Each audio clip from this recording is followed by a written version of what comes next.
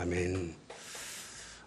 성경 말씀이 위대한 것은 역사와 전통이 오래됐기 때문에만 위대한 것이 아니라 읽는 사람마다 각자 그 읽을 때마다 그 느낌과 감동이 다르고 또 사람을 완전하게 새로운 사람으로 변화시키는 거듭나게 하는 능력과 힘이 그 속에 담겨져 있기 때문에 하나님의 말씀이 위대하다, 성경 말씀이 위대하다 이렇게 말할 수 있을 것입니다.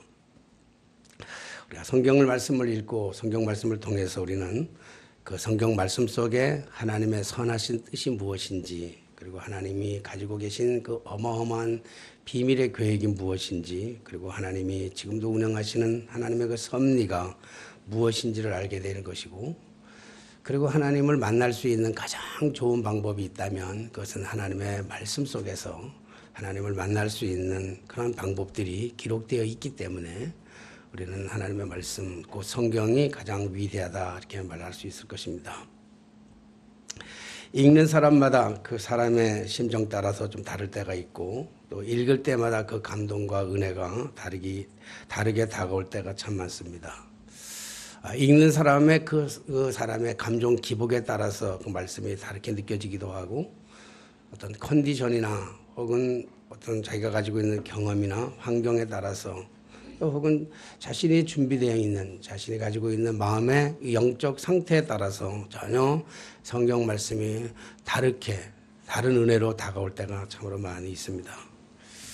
어떤 날은 성경을 읽으면 참 답답하기도 하고 지루하기도 하고 졸립기도 하고, 그래서 마치 수면제보다도 더 진한 강력한 힘을 가지고 있어서 우리가 성경 말씀만 읽으려고 하면 그렇게 잠이 잘 와서 성경책이 비계로 삼으면 가장 적당한 크기의 높이만큼 아주 좋게 느껴질 때도 있습니다.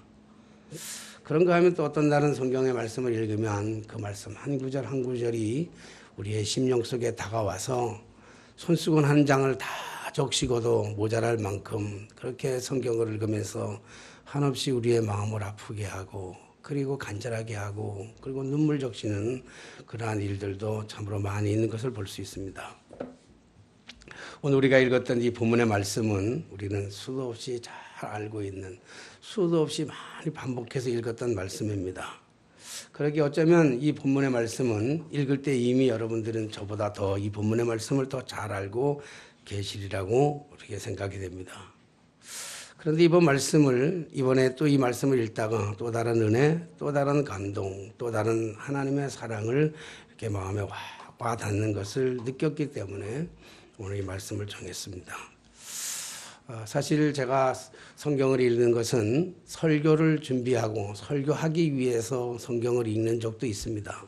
물론 없진 않지만, 그러나 대부분은 성경을 읽을 때 오늘 이거 설교하기 위해서 읽으려다라는 생각보다는 성경을 쭉 읽어 나가다가 이렇게 가슴에 와닿는, 한 주간 동안의 마음에 와닿는 그런 말씀이 있으면 그 말씀을 가지고 설교를 할 때가 더 많이 있는 것을 볼 수 있습니다.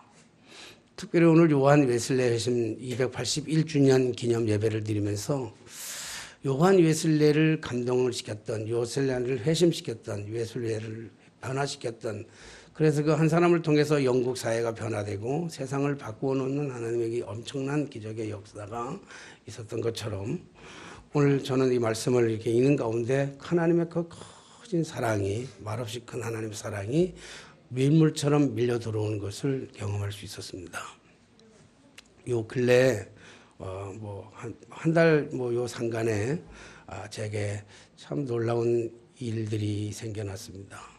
아시다시피 지난주에도 좀 말씀을 드렸지만, 우리 이옥자 집사님이 강아지를 가져오는 것 때문에 제 삶에 많은 생각할 수 있는 그런 생각을 가졌습니다. 오늘 보다시피 여러분 들어오면서 강아지를 보셨겠지만, 아직도 제대로 일어나지는 못하는 저 강아지, 거의 수준이 오기 전에, 일어나기 전에 거의 똥강아지 수준에 가까운 그런 강아지인데, 저 강아지를 고치기 위해서 아시다시피 본인이 여기 계시지만 1,000만 원이 넘게 들었다는 거 아닙니까? 그 강아지 때문에 1,000만 원 넘겨 드렸다고 하는 우리 이옥자 집사님의 그런 그 말씀, 강아지를 그 볼품 없는 저 강아지를, 일어나지도 못하는 강아지, 뒷다리 털이 다 빠진 강아지, 그 강아지 고치기 위해서 1,000만 원이나 들었다고 하는 그 집사님의 그 말씀이 머리귀에 맹맹맹 울리는 것 같아요. 뿐만 아니라 저 구석 한 구석에서 강아지 때문에 그렇게 예배 시간 내내 울던, 그렇게 흐느껴 울던 우리 지은이의 모습이 기도할 때마다 이렇게 자꾸만 떠오르는 거예요. 잔상이 자꾸 남아가지고. 그래서 새벽기도 끝나고 교인들이 돌아간 다음에 혼자 엎드려서 기도하면 이런 잔상들이 자꾸만 떠올라요. 그러면서 이 잔상 속에서 기도하는 어느 날 갑자기 그 하나님의 큰 은혜, 사랑의 은혜가 막 가슴에 막 콧물처럼 막 밀려 들어오는데 그 뭐냐면 그 모습이 나의 모습인 것처럼 막 달겨 들어오는 거예요. 참 초췌한 나의 모습, 별품 없는 나의 모습, 혼자서 일어날 수 없는 나의 모습, 이런 것들이 막 밀려오는 거예요.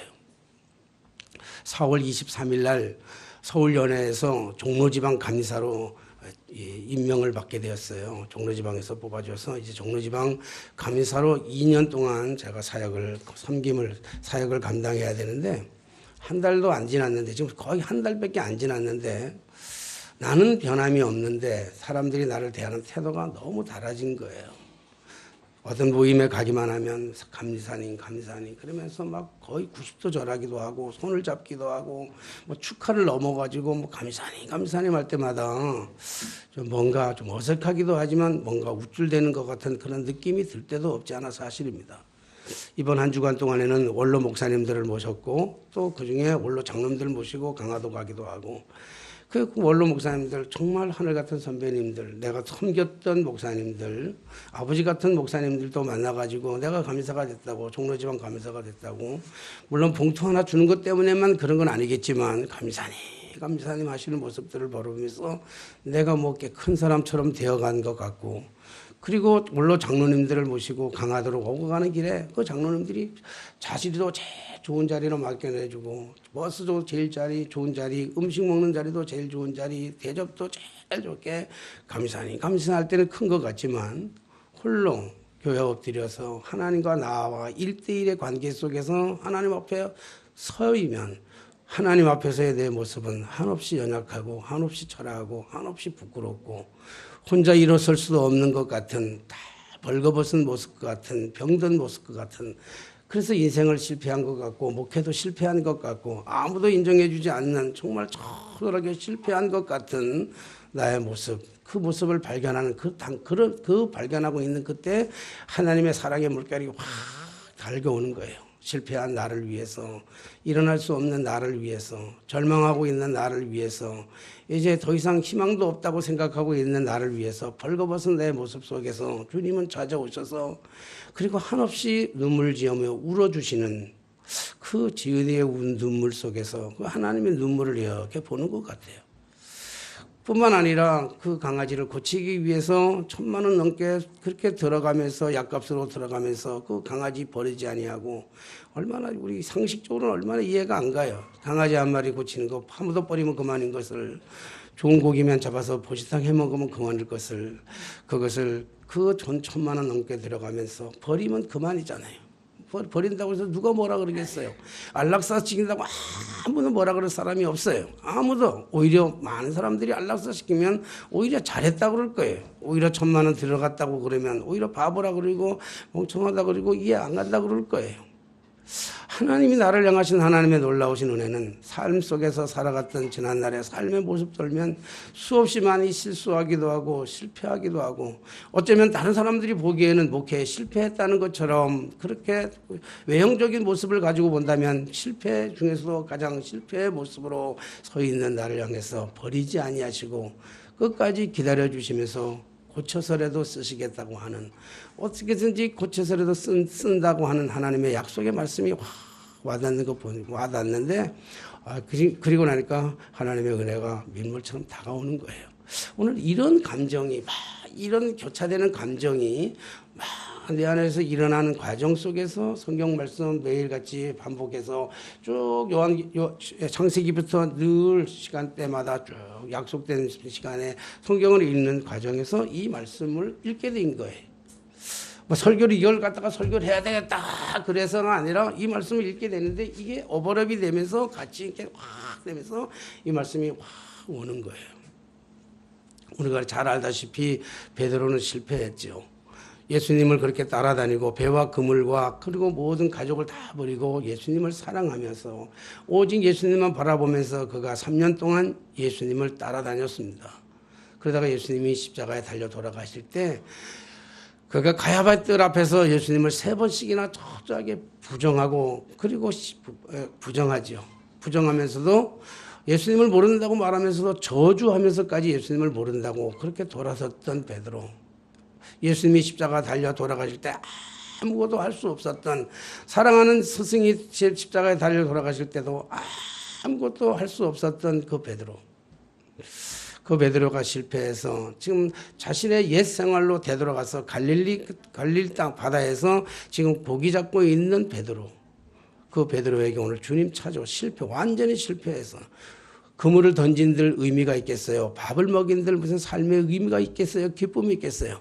그가 그물을 던지고 고기가 잡힌들 그게 무슨 희망이 있었겠어요? 무슨 삶의 의욕이 있겠어요? 어쩌면 아무것도 벌거벗은 모습으로 인생의 삶의 실패자의 모습으로 아무것도 할 수 없는 그러한 처절한 낭망된 삶 속에서 아무도 돌아보지 않고 아무도 의식하지 않는 그 삶 속에 있던 베드로에게 오늘 찾아오셨습니다. 그리고 하신 말씀이 우리가 잘 알다시피 요한의 아들 시몬아 내가 이 사람들보다 나를 더 사랑하느냐 주님 말씀하셨어요. 잘 아시는 말씀이죠. 그러니까 베드로가 대답하지요. 예, 내가 주님을 사랑하는지 그러하이다. 내가 주님을 사랑하는 줄 주께서 아시나이다. 3번 동일한 질문을 하고 3번 동일한 대답을 베드로가 하죠. 오늘 이 본문 이런 본문의 말씀은 우리가 여러분 수도 없이 들어왔고 수도 없이 다짐하기도 하고 내가 주님을 얼마나 사랑하는지 주님도 아실 텐데라고 하는 생각을 가지고 우리는 끊임없이 반복하면서 이 말씀을 접했던 기억이 납니다. 그런데 오늘 이것이 이제 사실이죠. 이게 팩트죠. 팩트는 네가 나를 사랑하느냐? 예, 내가 주님을 사랑하는 줄 주께서 아시나이다. 그렇구나. 그럼 네 어린 양을 먹여라. 내 어린 양을 먹여라. 이렇게 3번 말씀하셨던 것이 오늘 그 본문에 나와 있던 팩트 사실입니다. 근데 오늘 이 말씀을 여러분 성경의 위대함이라는 거 아까 말씀드렸지만 성경의 위대함이라는 것은 한 번 읽고 2번 읽고 3번 읽고 4번 읽고가 달라요. 감동이 10번 읽으면 다르고 100번 읽으면 다른 거예요. 삶의 환경에 따라 조건에 따라 여러 가지 따라서 뭐 의미가 감동이 다르게 오는데 오늘 제게 다가왔던 이게 진한 감동의 말씀은 시몬의 아들 요한의 아들 시몬아 내가 다른 사람들보다 더 사랑하느냐 이 질문하는 주님의 질문의 의도가 무엇인지를 다시 한번 이렇게 깨닫게 되는 거예요. 오늘 너무 가슴에 와닿는 거예요. 요한의 아들 시몬아 오늘 보세요. 요한의 아들 시몬아 내가 다른 사람들보다 여기 있는 많은 다른 사람보다 네가 나를 더 사랑하느냐라고 물었어요. 베드로가 대답해요. 사실 베드로의 고백은 틀린 고백은 아니죠. 베드로가 예수님을 얼마나 사랑했는지 베드로 자신뿐만 아니라 주변에 있는 사람들도 예수님 자신도 베드로가 예수님을 사랑하는지를 참 잘 알고 있었어요. 그러니까 베드로가 자신 있게 대답하는 거예요. 그건 틀린 말이 아니에요. 맞아요. 예, 내가 주님을 사랑하는지 주님 아시지 않습니까? 이 질문, 이 대답이에요. 내가 주님 사랑하는 걸 알잖아요. 저는 지금까지 그런 고백 속에서 늘 그런 예수님과 나와 끊임없는 그러한 이 대화 속에서 이루어졌던 것 같아요. 주님이 나한테 사랑하는 아들아, 네가 나를 사랑하느냐? 물을 때마다 하나님, 주님, 내가 주님을 사랑하는 줄 주님께 아시잖아요. 내가 얼마나 헌신하는지 알잖아요. 내가 내 거를 차지하지 않고 주님의 일을 위해서 얼마나 일하는지 주님 다 아시잖아요. 늘 새벽마다 하나님 앞에 고백할 때마다 힘들고 어려울 때마다 주님, 내가 주님을 사랑하는지 왜 주님 모르십니까? 이런 관계 속에서 늘 주님 앞에 고백했는데 이번에 읽는 이 말씀의 의미 속에서는 그걸 뛰어넘더라고요. 오늘 주님이 말씀하셨던 주님의 말씀의 진정한 의미가 뭘까라고 가만히 묵상하면서 오늘 강아지의 그 은혜를, 강아지에게서 은혜를 받는 거 아니에요. 은혜를 통해서 말씀을 읽어보니까 뭐가 있냐면 네가 나를 사랑하느냐 질문 속에 주님이 담겨져 있던 진정한 의미는 뭐냐면 내가 너를 얼마나 사랑하는지 네가 아냐, 이 질문인 거예요. 내가 너를 얼마나 사랑하는지. 네가 나를 사랑하느냐의 질문이 아니고 이 질문의 깊은 의미는 뭐냐면 내가 너를 얼마나 사랑하고 있는지 네 아니, 이 질문. 내가 너를 사랑한다. 내가 너를 사랑한다. 내가 얼마나 너를 사랑하는지 아니라는 이 질문의 말씀이 이게 와닿는 거예요. 가끔씩, 아주 가끔씩요, 날마다는 그러지 않아요. 아주 가끔씩 우리 집사람에게 참 질문 하나 하는데 그 질문이 아주 닭살 돋는 질문을 할 때 있어요. 남자들은 그런 질문하면 참 닭살 돋아요. 아주 닭살 돋는 질문이거든요. 그것도 뭐 젊은 날에 뭐 신혼 초에나 그런 걸 물어보면 그래도 좀 덜 닭살 나는데 나이가 60이 넘은 사람한테 그런 질문하면요 진짜 닭살 돋거든요. 뭐냐면 가끔가다 우리 사람이 물어요. 여보 진짜 당신 나 사랑해? 이렇게 물어요. 당신 진짜 나 사랑하고 있어? 이 질문이거든요.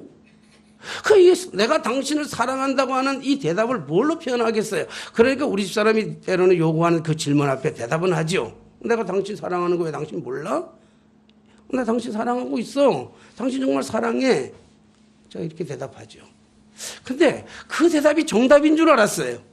지금까지 살아오는데 그 대답이 정답인 줄 알았는데 우리 집사람이 정말 듣고 싶어하는 대답은 내가 자기를 사랑한다고 하는 그 대답을 듣고 싶은 게 아니라 내가 당신을 얼마나 사랑하고 있는지 알아, 이 얘기예요.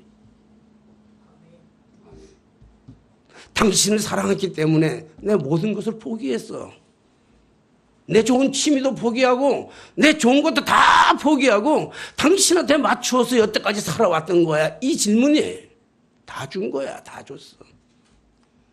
취미도 없고 취향도 없어졌고 삶의 어떤 방향도 자기의 삶의 방향이 없고 오직 사랑하는 사람을 위해서, 나를 위해서 평생을 살아왔던 그 삶의 고백이 담겨져 있는 내가 당신을 사랑해, 이 대답을 듣고 싶은 게 아니라 그래 당신이 나를 얼마나 사랑하는지 내가 알아, 이 대답을 듣고 싶은 거예요. 오늘 주님의 대답이 그거예요. 오늘 대답이 주님의 질문은 그거였어요. 내가 너를 얼마나 사랑하는지를 아니? 주님이 얼마나 사랑하셨으면 실패한 베드로, 갈기갈기 찢어 죽어도 한이 없는 그러한 실패한 베드로, 다시는 보기 싫은 베드로, 다 망가진 베드로, 그 베드로를 향해서 찾아오시는 주님이시잖아요. 아무것도 할 수 없는 베드로를 찾아오시는 주님, 베드로를 위해서 다 모든 것을 주시겠다고 찾아오신 주님, 당신의 취미도 당신의 취향도 당신의 생명까지도 다 너를 위해서 주시겠다고 찾아오시는 주님의 그 사랑 아니겠어요? 오늘 저 강아지가 말을 할 수 있다면 저 강아지가 이옥자 집사님한테 내가 주님을 사랑합니다, 이 고백보다 강아지의 고백이 주인님 나를 위해서 당신이 가지고 있는 그 많은 돈을 투자해서라도 나를 살리시려고 했던 그 뜨거운 사랑을 내가 압니다, 이 얘기를 듣고 싶은 거예요. 이 얘기를 듣고 싶은 거 아니겠어요? 오늘 주님이 찾아오셔서 하셨던 말씀이 그 말씀이에요. 사랑이란 포기하는 거더라고요. 사랑이란 다 주는 거더라고요. 사랑이란 너한테 맡기는 건 맞추는 거더라고요.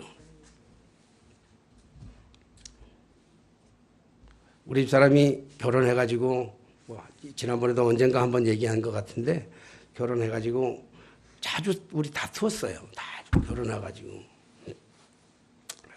결혼하고 다투는 건 또 당연한 것 같아요. 한 30년 동안 서로 다른 삶을 살아가다가 다른 문화 속에 살아가다가 다른 취향 속에 살아가다가 그 만난 사람이 맞추려고 그러니까 요즘 가만히 생각해 보세요. 결혼이란 뭐냐? 결혼이란 조율을 하는 것 같아. 조율. 튜닝해야 돼요. 음악을 맞추려면 피아노도 조율해야 되고 기타도 오면 와가지고 먼저 조율을 해야 되잖아요. 서로가 조율을 해야 되는 것처럼 두 사람하고 나하고 조율이 안 되니까 서로의 튜닝을 하지 않고 그냥 자기 소리만 내니까 결혼해가지고 자기 소리만 내거든요. 결혼하면 상대방의 소리도 좀 들어보고 이 소리가 오케스트라라는 게 있잖아요. 서로 다른 악기끼리 모여가지고 서로 다른 소리를 저 소리 합쳐가지고 조화를 이루고 조율을 해가지고 그리고 아름다운 하모니를 내야 되는데 서로 다른 30년의 환경 속에서 다르게 살아왔다가 결혼했는데 문화가 다르고 취향이 다르고 다 다르잖아요. 우리 아주 극진한 예로는요. 우리 집 처갓집에 가면요. 소리가 전혀 들리지가 않아. 조곤조곤 이래서. 우리 집에 가면 우리 집 사람의 시댁에 우리 집에 가면요. 완전히 그러면 싸움판 같아. 막 싸움 소리가 막 일반적인 소리도 싸운 것 같아요. 그런데 가장 심각한 게 뭐냐면 음식의 취향이 다른 거예요. 뭐 음식의 취향은 우리는 어머니가 늘 떡 장사만 했기 때문에 음식을 만들어주지 않으니까 맨날 된장찌개에다가 김치가 전부였어요. 그냥 김치. 아니면 여름이면 물에 말아가지고 고추장에 찍어 먹는 게 그게 전부였는데 우리 집 사람이 시집 오면서 자기 집의 문화를 가져왔는데 뭘 뭐냐면 우리 사람 거의 튀기는 거야. 고구마도 튀기고 감자도 튀기고 오징어도 튀기고 뭐 다 튀기는 거야. 근데 저는 식용유를 들어가면 식용유를 먹어본 적도 없고 식용유가 들어가면 싫어요. 음식이 싫어. 식용유가 들어가면 지금도 잘 안 먹어요. 어쩔 수 없이 먹기는 먹지 식용유를 튀는 건 안 먹는 거예요. 근데 우리 사람은 매일같이 반찬이 튀기는 거야. 어제는 오징어를 튀기고 오늘은 감자를 튀기고 내일은 고구마 튀기고 그 다음 날은 파를 튀기고 무슨 맨날 튀기는 것만 있으니까 먹지를 않는 거예요. 먹지를 않으니까 그 싸움을 많이 하는 거예요. 자기 딴에는 열심히 음식을 준비했는데 안 먹으니까 왜 안 먹냐 그리고 그러다 보면 이제 약간 이제 다투다 보면요 처음에는 음식 가지고 다투는데 니네 집에는 왜 그거 튀김도 안 먹냐 그래. 그럼 나는 니네 집에는 튀김만 처먹냐 이렇게 이래가지고 싸우는 게 이제 원칙은 사라지고 이제 니네 집안 가지고 싸우고 이제 난리가 나는 거예요. 그러면 이제 뭐 초창기 때는 뭐 이혼도 아마 그랬으면 이혼도 요즘 젊은이 같으면 한 몇백 번 했을 거야 아마 막 그렇게 가는 거예요. 그런데 나는 그래서 그렇죠. 나 튀기지 말고, 나 된장찌개, 우리 어머니 같이는 아니더라도 그냥 된장찌개 해주면 좋아. 나 된장찌개를 좋아해. 그렇게 싸우다가 어느 날 우리 사람이 반찬이 올라왔는데 튀긴 건 없고 된장찌개가 올라온 거예요. 된장찌개를 딱 떠먹는 순간 맛이 너무 좋은 거야. 그래서 우리 사람한테 물었어요. 와, 된장 맛 기가 막힌다. 이거 어떻게 만들었어? 이거 뭐 넣고 만들었어? 막 물어봤더니 우리 사람 한다는 얘기가 당신을 사랑하니까. 사랑이라고 하는 것은 자기가 먹고 싶은 걸 만드는 것이 아니라 사랑은 너를 위해서 만들어주는 거예요. 그러니까 정성을 다해서. 어차피 우리 사람 자랑했으니까 하나만 더 합시다. 우리 주일날 식사하면은 밥이 맛있잖아요. 그래도 반찬이 그래도 좀 맛있거든요.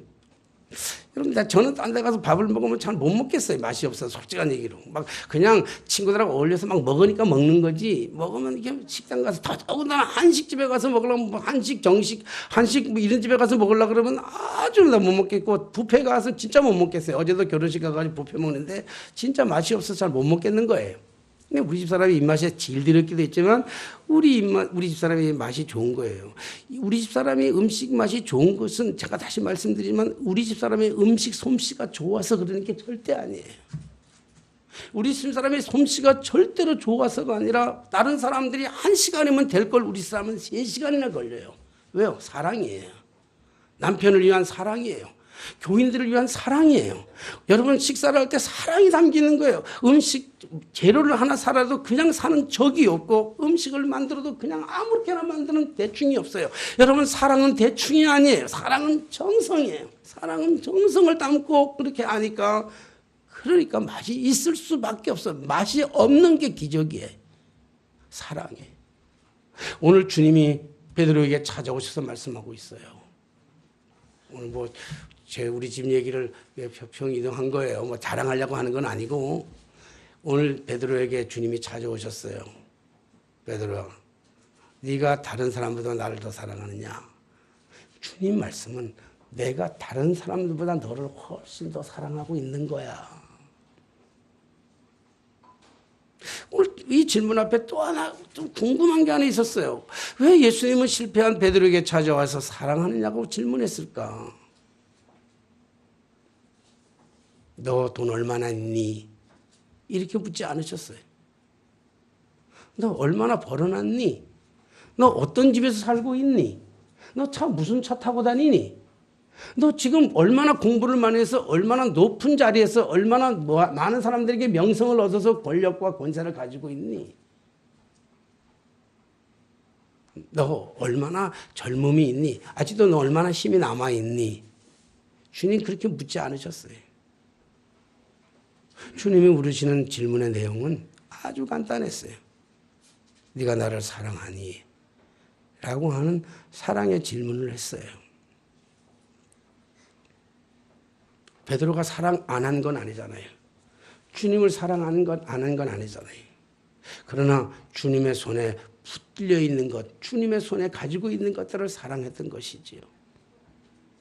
가끔씩 우리 집사람이 저에게 물었던 질문 속에서 당신 나 사랑해? 라고 하는 질문 안에는 정말 당신이 다른 거 말고 나한테 있는 거 말고 당신을 도와주는 것, 당신의 목회를 돕는 것, 이 주방에 일하는 거, 밥 먹여주는 것, 잠자리를 같이 해주는 것, 그거 말고, 그거 사랑하는 거 말고, 그것 때문에 나 사랑하는 거 말고, 정말 나를 사랑하냐면, 나 자신을 사랑하냐고, 내가 병들었어도 나를 사랑할 거야?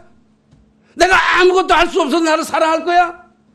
난 당신이 병들었어도, 당신이 아파서도, 당신이 아무것도 하지 못하는 그 순간에도 나는 당신을 사랑하고 있는데 당신 나 사랑할 거야? 이런 질문인 거예요.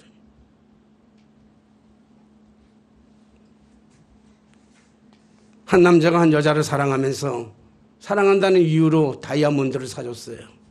참 진귀한 다이아몬드를 사줬어. 그 다이아몬드를 끼고 있는 자기의 그 사랑하는 여자를 쳐다보면서 하는 말씀이 다이아 목걸이가 진짜 아름다워, 진짜 사랑해. 반지를 사줬어요. 그것도 뭐 진주 반지는 뭐 귀한 반지를 사줘놓고 반지 끼고 있는 그 사랑하는 여자를 바라보면서 야, 그 반지 진짜 나 사랑해. 진짜 그 이뻐. 나 그 반지 사랑해. 사랑하는 여자를 위해서 좋은 집 사줘놓고는 야, 네가 살고 있는 그 집 너무 이뻐, 너무 좋아 라고 얘기하는 남자가 있다면 멍청거리, 바보, 멍청이, 얼갈이 쪼다 아니겠어요? 진주보다 더 아름다운 것, 반지보다 더 아름다운 것, 화려한 집보다도 더 아름다운 것, 그것은 그 사람의 자체가 아니겠냐는 거예요. 오늘 주님이 질문하는 질문의 내용은 내가 너에게 준 것, 그거 사랑하는 거 말고 내 손에 들어있는 부귀와 영화, 이 모든 것들, 내가 가지고 있는, 내가 줄 수 있는 이 모든 것들 말고 네가 나를 정말로 사랑하냐? 난 너를 위해서 온몸을 주었는데 주님이 나를 위해서 고쳐주는, 나를 고치시기 위해서 들었던 돈은 1,000만 원, 2,000만 원이 아니라 당신의 생명까지 아낌없이 버리시고 나를 살리시기 위하여, 나를 쓰시기 위해서 주셨던 그 말씀, 그 사랑을 가지고 오늘도 다가와서서 동일하게 질문하시는 질문의 내용은 네가 나를 사랑하느냐 묻는 거예요. 네가 나를 사랑하느냐 질문이 아니라 내가 너를 지금도 변함없이 얼마나 사랑하고 있는지를 아니? 대단한 거 아니? 하나님과 나와의 단독으로 있을 때 많은 사람들 앞에 서 있는 내 모습이 아니고 하나님과 나와의 단독으로만 서 있는 내 안에서 하나님 앞에서 나 얼마나 초라한지, 얼마나 부끄러운지, 얼마나 형편이 없는지 일어나지도 못하는 그러한 모습들을 보면서 우리 집사님 강아지가 잘 못 일어난다니까 일어나려고 그래요. 무슨 의미로 그렇게 얘기하는지는 잘 모르겠지만 일어나려고 하는 것도 정말 우리 강아지 8년 만에 교회 와서 은혜 받아서 일어나는 줄로 믿습니다. 사랑을 베푸니까 강아지도 알아. 미물 저 강아지도 아무 생각이 없는 것 같은 저 강아지도 그렇게 자기를 보면서 그렇게 구슬프게 울던 지은이의 눈물을 아시는 거고, 버리지 아니하고 끝까지 버리지 않고, 그리고 돈이 얼마나 들든지 간에 갈등도 있어요. 우리 집사님 그래서 갈등을 해요. 어떨 때는 어느 날은 그런데 빨리 죽어버렸으면 그냥 죄책감 안 가고, 내가 죽일 수는 없지만 죽어버리면 그냥 묻으면 되는데, 이런 말. 여러분 그 말씀 속에 하나님의, 난 그런 얘기들이요, 하나님의 말씀처럼 막 들려오는 거야. 죽이고 싶은데, 저 인간 죽이고 싶어. 하나님의 입장에서 보면 정말 용서가 안 되는, 그렇지만 그럼에도 불구하고 살려서 쓰시겠다고 또 투자하고 또 투자하되 당신의 생명까지 투자하시는 그 주님의 사랑, 그놈의 사랑이 뭔데, 그놈의 사랑 때문에 포기하지 못하고 오늘도 다가오셔서 오늘도 질문하시는 그 질문. 나 너 얼마나 사랑하고 있는지 아니? 오늘 여러분 그 주님의 질문 앞에 내가 주님을 얼마나 사랑합니다. 이 대답이 아니라 주님이 나를 얼마나 사랑하고 있는지 내가 압니다라고 하는 이 겸허한 대답. 주님이 정말로 듣고 싶어하는 대답. 오늘 내가 주님을 사랑하기보다 주님이 나를 사랑하는 그 어마어마한 크기의 사랑을 가슴에 품고 오늘도 세상에 나가서 정말 주님이 우리에게 맡겨진 삶의 일터에서 우리가 만나는 사람들에게 그 그리스도의 사랑을 함께 나눌 수 있는 복된 삶을 살아가는 저희들의 삶이 되게 되시기를 주님의 이름으로 축원합니다. 기도하겠습니다. 실수하며 살아갔지만 실패하며 살아갔지만 때로는 넘어져서 일어날 수도 없을 만큼 기력이 있어야 해요.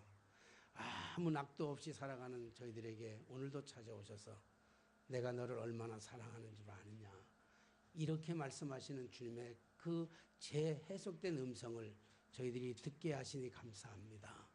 주님, 내가 주님을 사랑하기보다 주님이 나를 먼저 사랑하셨고 내가 주님을 사랑하는 사랑의 크기보다 주님이 나를 사랑하시는 그 사랑의 크기가 100배, 1000배, 10,000배가 크기에 주님 앞에 겸허하게 오늘 우리의 삶을 드립니다. 주여, 우리를 통해서 주님이 쓰시고 싶은 대로 주님이 활용하고 싶은 대로 주님이 방법대로 주님의 계획대로 마음껏 사용하여 주옵소서. 예수님의 거룩하신 이름으로 기도하옵나이다. 아멘. 우리 찬송가 50장 합성하시면서 드려진 예물